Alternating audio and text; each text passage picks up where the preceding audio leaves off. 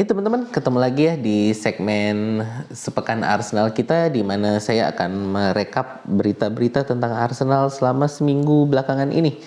Ya teman-teman, kalau mau baca-baca semua berita-berita ini juga sudah saya tulis di community post saya. Cuman kalau untuk teman-teman yang hanya mau mendengarkan saja ya, mungkin sambil melakukan kegiatan-kegiatan lain boleh sambil mendengarkannya melalui segmen Sepekan Arsenal kita ini ya. Oke. Tidak berlama-lama saya akan membacakan mulai dari berita ringan ya. Berita ringan yang pertama ini Reiss Nelson ya mendapatkan penghargaan Game Changer of the Season 2022-2023 dari EPL ya. Itu untuk gol menit ke-97 melawan Bournemouth Maret kemarin itu ya. Dimana ini memang pertandingan yang sangat membikin jantungan nih buat para fans Arsenal ya. Karena kita ketinggalan di menit awal, itu udah kebobolan. Lalu juga sekali lagi di awal-awal babak kedua kebobolan lagi. Jadi kita udah ketinggalan 2-0. Cuman bisa mengejar ya menjadi 3-2 itu dengan golnya Thomas Partey di menit ke-62, lalu Ben White di menit 70 dan lalu Reiss Nelson ini di menit ke-97. Tuh, jadi ya ini yang dapat penghargaan itu adalah Reiss Nelson ya untuk Game Changer of the Season. Mungkin nanti kalau untuk tahun depan bisa golnya Declan Rice ya melawan Manchester United di menit ke-96 juga gitu. Oke. Nah, ngomong tentang Declan Rice nih ya. Declan Rice ini masuk nominasi FIFA Best Man Player 2023. Jadi kalau kemarin kita ada Odegaard dan Saka yang masuk nominasi untuk Ballon d'Or ya. Kali ini adalah Declan Rice untuk FIFA Best Man Player. Jadi ini agak berbeda bukan agak berbeda, memang berbeda gitu ya. Kalau yang kemarin itu Ballon d'Or itu adalah dari Football Friends penghargaannya ya, dari majalah sepak bola dari Perancis yang namanya Football Friends ya, namanya sangat original ya. Nah, kalau yang Best Man Player ini adalah dari FIFA. Jadi memang yang resmi dari FIFA ini adalah yang FIFA Best Man Player ini. Cuman menurut saya juga ya kemungkinannya Declan Rice bisa menang juga kecil kali ya, karena kalau kita lihat di situ ada nama Erling Haaland, ada Messi gitu ya. Cuman ya mungkin masih ada kesempatan juga bagi Declan Rice. Kenapa? Karena dia membawa West Ham itu kemarin kan menang Conference League ya, Conference League. Nah, sedangkan kalau ya susahnya ini kan Haaland membawa Manchester City treble ya, walaupun dia di final Champions League juga sebenarnya nggak terlalu kelihatan ya. Cuman memang dalam perjalanan mencapai final itu ya itulah yang menjadi yang menjadi perannya Haaland itu gitu ya. Cuman ya begitulah. Mungkin susah-susah gampang juga lah bagi Declan Rice gitu. Oke, berikutnya berita tentang CEO Arsenal ya. Ini Vinay van Katesham yang memutuskan untuk mengundurkan diri gitu, efektif mulai tahun 2024. Jadi dia sudah mengumumkan pengunduran dirinya, cuman nggak langsung mengundurkan diri. Jadi dia punya waktu sampai nanti tahun 2024 itu ya memang sudah mengundurkan dirinya dari sekarang, cuman nanti sampai 2024 kegiatan-kegiatan dia, tanggung jawabnya dia itu masih dia lakukan sampai nanti efektif berlakunya pengunduran diri tersebut. Alasannya katanya dia ingin mencari tantangan baru gitu ya. Untuk Van Katesham sendiri ini sudah bergabung dari tahun 2010 di Arsenal, dimulai sejak dia masuk itu sebagai Head of Global Partnership ya. Jadi sebagai kepala hubungan dengan partner bisnis global gitulah ya. Jadi ya itu dimulai dari situ dan pelan-pelan dia merangkak naik. Dan 3 tahun lalu, jadi tahun 2020 lah ya, itu dia diangkat menjadi CEO Arsenal gitu.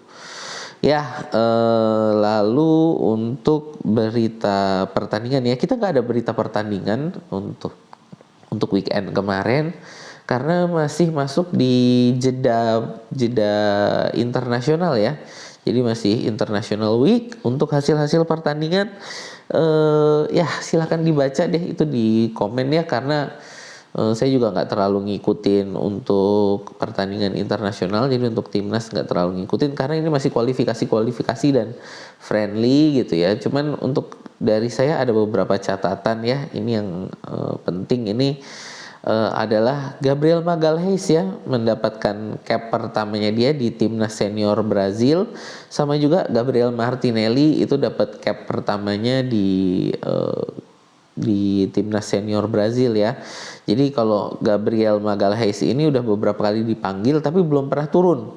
Sedang kalau Martinelli pernah dipanggil tapi di timnas junior di U21 gitu ya.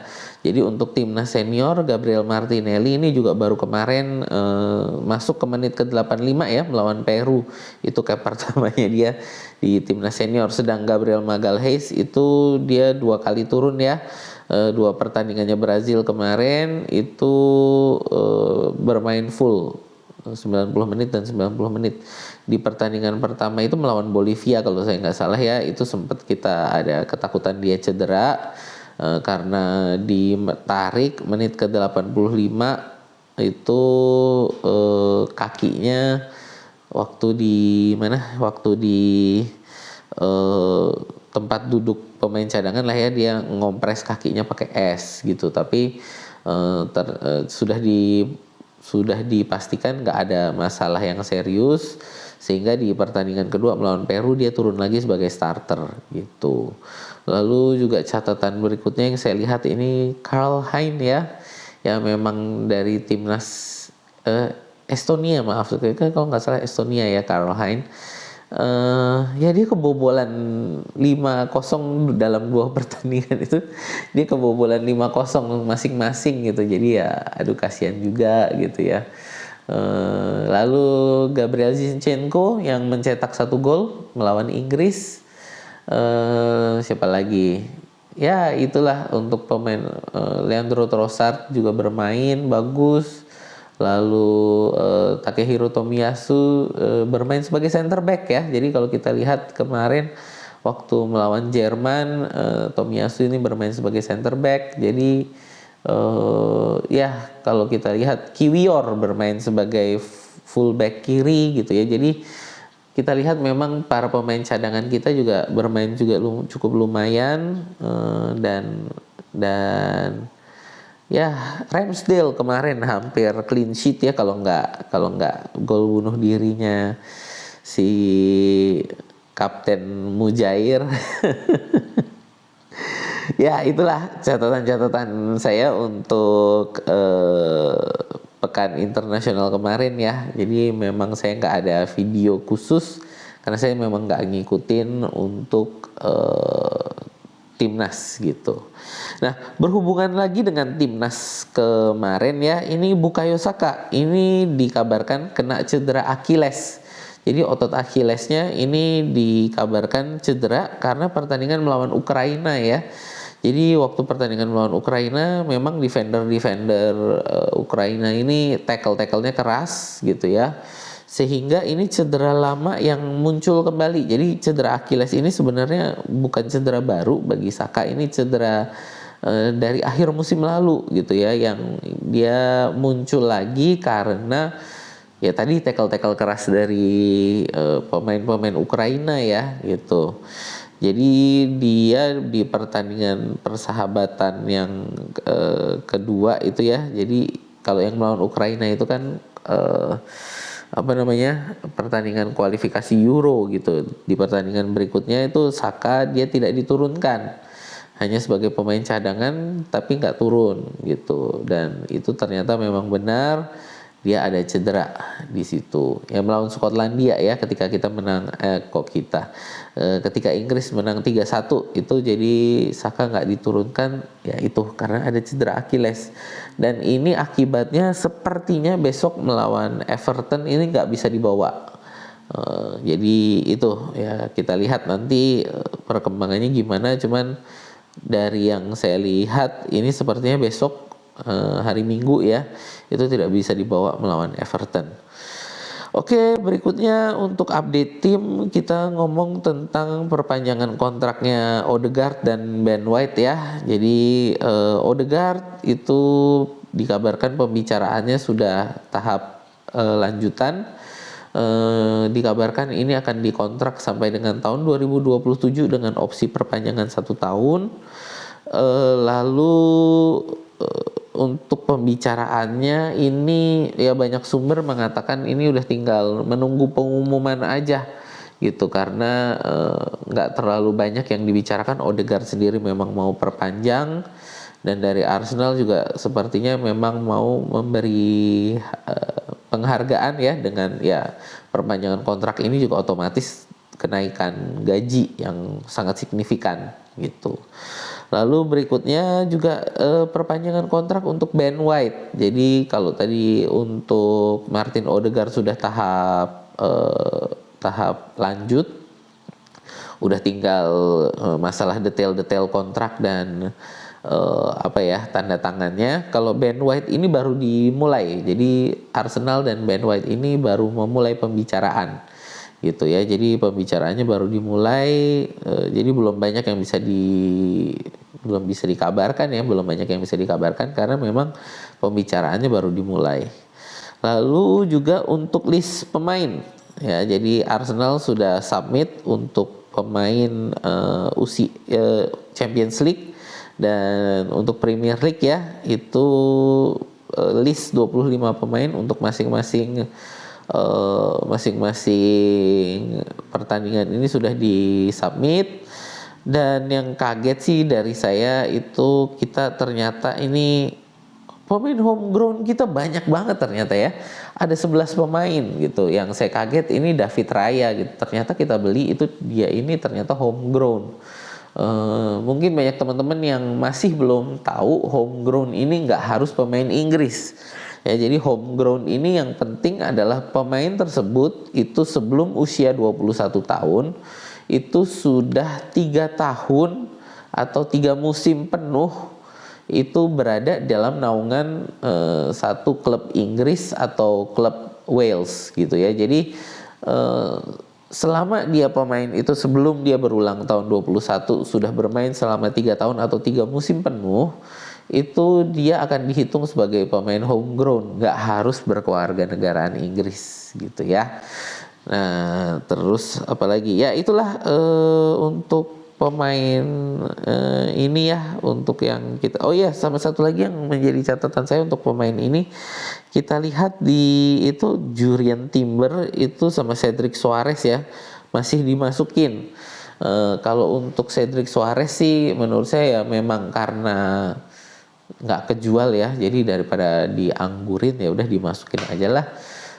Lalu juga yang masih saya kaget itu tadi Jurrien Timber masih dimasukin karena saya pikir dia cederanya ini masih sampai akhir musim gitu. Ternyata dimasukin, mungkin masih ada harapan dari paruh musim kedua di Januari itu bisa digunakan. Tapi sebenarnya juga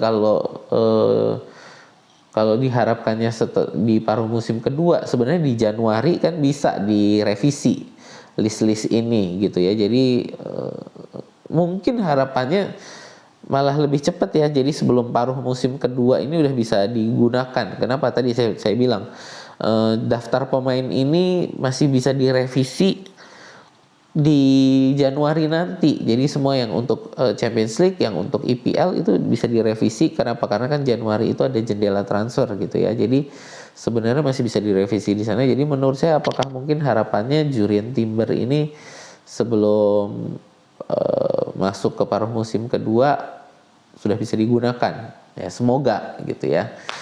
Ya itu aja dari saya untuk segmen sepekan Arsenal kita.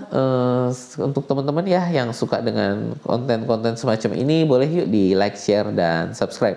Atau kalau teman-teman ada komen tentang berita-berita yang saya sampaikan hari ini, boleh yuk ditulis di kolom komentar di bawah.